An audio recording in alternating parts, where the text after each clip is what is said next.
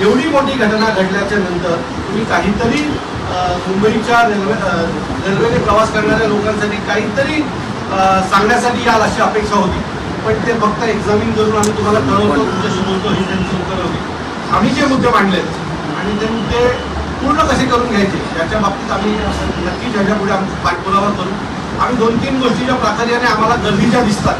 ज्या प्लॅटफॉर्मवर तुम्ही उतरल्याच्या नंतर तिथे पेपरचे स्टॉल्स आणि खाण्याचे जे स्टॉल्स आहेत ते विनाकारण आहेत, त्याची काही गरज नाही. कारण जो माणूस ठाणा स्टेशनला येतो पुढच्या 5-7 मिनिटात ट्रेन बघून निघून जातो, पण त्या जे काही स्टॉल्स लागले त्याच्यामुळे तिथे प्रचंड गर्दी होती.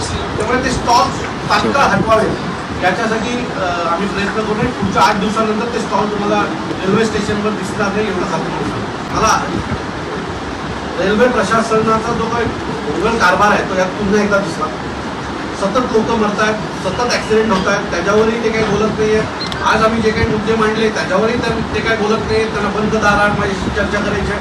सो या सगळ्या गोष्टी पाहता त्यांचा गांभीर्य नाही आहे. जर रेल्वे मंत्र्यांना गांभीर्य आहे या सगळ्याचा, तर रेल्वेच्या कुठल्या अधिकाऱ्याला या संदर्भातलं गांभीर्य आहे. आता तुम्हाला भविष्यात दिसेल हे सगळ्यांना बोलतं केलेलं आम्ही बोलतील हे सगळे जण. कारण याच्या आधी देखील आम्ही जे काही आंदोलनं केली आहे, तुम्हाला नक्की आठवत असेल की फेरीवाला जो रेल्वेच्या बाहेरचं आंदोलन होतं ते महाराष्ट्र नवनिर्माण सेनेने केलं होतं.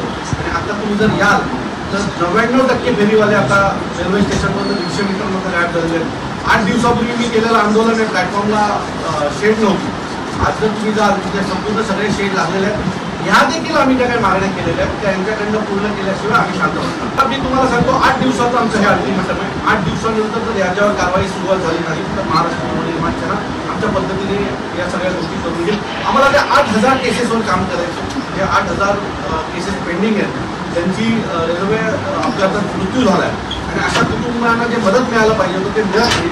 त्या 8000 केसेसवर आम्ही पहिलं काम करणार. हे जी काही स्टेशन आहेत त्यांचं प्लॅटफॉर्मची साईज वाढली पाहिजे. प्रत्येक रेल्वेमध्ये एखाद दुसरा एसीचा डबा आला पाहिजे. या सगळ्या गोष्टींसाठी महाराष्ट्र नवनिर्माण सेना पाठपुरावा हीच आम्ही या सगळ्या गोष्टी करून ठेवणार. आता जी सगळ्यात पहिली जी गोष्ट आहे ती लोकांच्या सेफ्टीची आणि आता आम्ही सेफ्टीवर काम करतो. मुंबई प्रवासी संघटनेला सोबत घेऊन सेफ्टीसाठी आम्ही काम करतो. पुन्हा सांगतो, काल त्यांनी फक्त कालचा दिवस काढण्यासाठी ती घोषणा केली ती अशक्य आहे. टेक्निकली ती गोष्ट होऊच शकत नाही. कारण जर तुम्हाला दरवाजे बंद केले तर तुम्हाला एसी लागणार.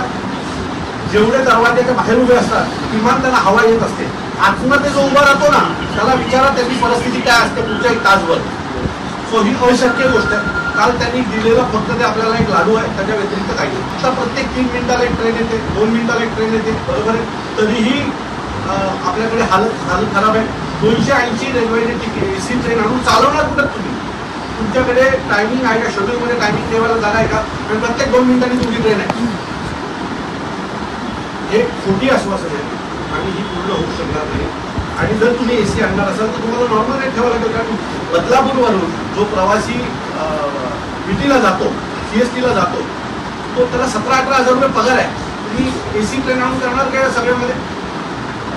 माझं असं मत आहे की याला उत्तम सुविधा विविध मार्गाने देता येतील. त्या द्या, भार कमी करा, स्टेशनची संख्या वाढवा. 2 मोठे लांब लचक दूर असलेल्या स्टेशनच्या मध्ये नवीन स्टेशन येऊ द्या. 15 डब्याच्या ट्रेन आल्याने अनेक लोकांच्या अडचणी दूर होतील.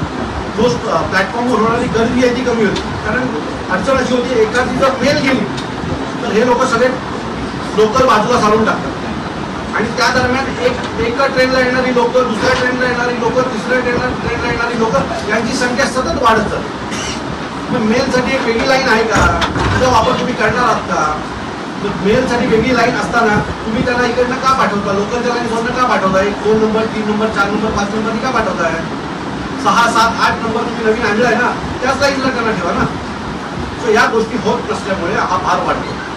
आपल्याकडे त्याचं जे प्लॅनिंग हवं ते नाही. आता तुम्ही जर पाहाल तर निम्याचा जो कर्व आहे तो आम्ही अनेक दिवसापासून आमची लोक सांगतात त्याच्यावर काम झालं नाही.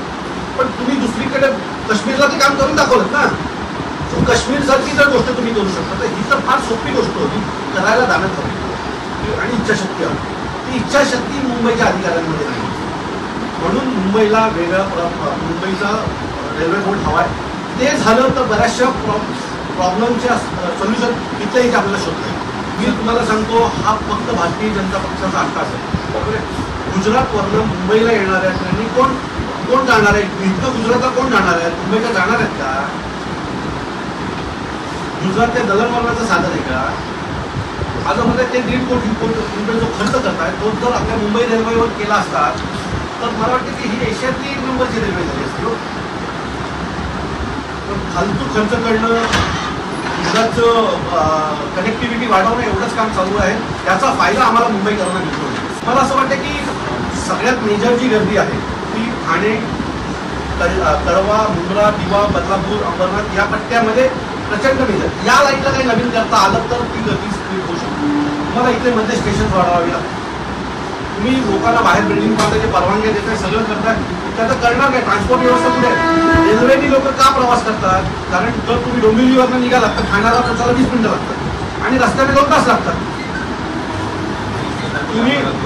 तुम्हाला सगळ्या बाजूने ती व्यवस्था करावी लागेल. ट्रान्सपोर्ट व्यवस्था पण करावी लागेल.